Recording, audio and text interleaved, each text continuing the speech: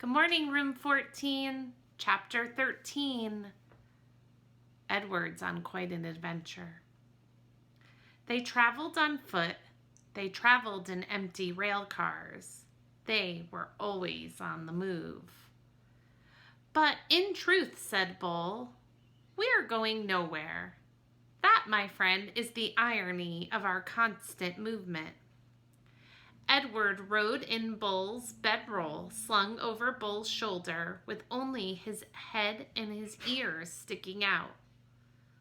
Bull was always careful to position the rabbit so that he was not looking down or up, but was instead forever looking behind him at the road they had just traveled. At night, they slept on the ground under the stars. Lucy, after her initial disappointment about Edward being unfit for consumption, took a liking to him and slept curled up beside him.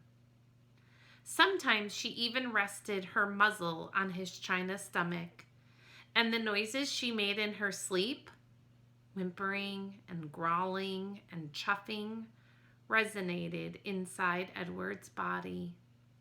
To his surprise, he began to feel a deep tenderness for the dog. During the night, while Bull and Lucy slept, Edward, with her ever-open eyes, stared up at the constellations.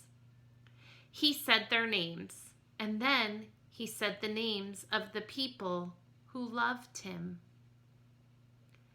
He started with Abilene, and then he went to Nellie and Lawrence, and from there to Bull and Lucy. And then he ended again with Abilene. Abilene, Nellie, Lawrence, Bull, Lucy, Abilene. See? Edward told Pellegrina, I'm not like the princess. I know about love.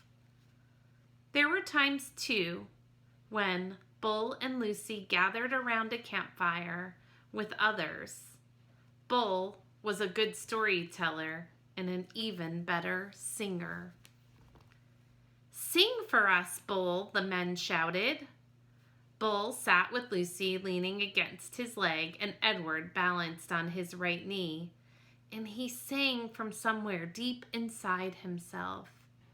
Just as Edward could feel Lucy's whimpers and growls resonate with his body at night, he could also feel the deep, sad sound of Bull's songs move through him.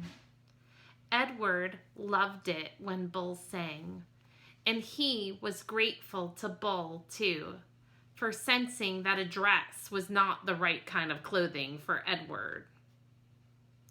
Malone, said Bull one night, it's not my desire to offend you or to comment negatively on your choice of garb, but I'm forced to tell you that you stick out like a sore thumb in that princess dress. And also, again, with no wish to offend you, the dress has seen better days. Nellie's beautiful dress had not fared well at the dump or in its subsequent ramblings with Bull and Lucy. It was torn, it was dirty, it was full of holes. It barely resembled a dress anymore. I have a solution, said Bull, and I hope it meets with your approval. He took his own knit stocking cap and he cut a big hole in the top of it, and 2 small holes on the side of it. And then he took off Edward's dress. Look away, Lucy, he said to the dog. Let's not embarrass Malone by staring at his nakedness. Bull slid the hat over Edward's head and pulled it down and poked his arms through the smaller holes. There you go, he said to Edward. Now, you just need some pants. The pants Bull made himself, cutting up several red handkerchiefs and sewing them together, so they formed a makeshift covering for Edward's long legs. Now, You have the proper outlaw look, said Bull, standing back to admire his work.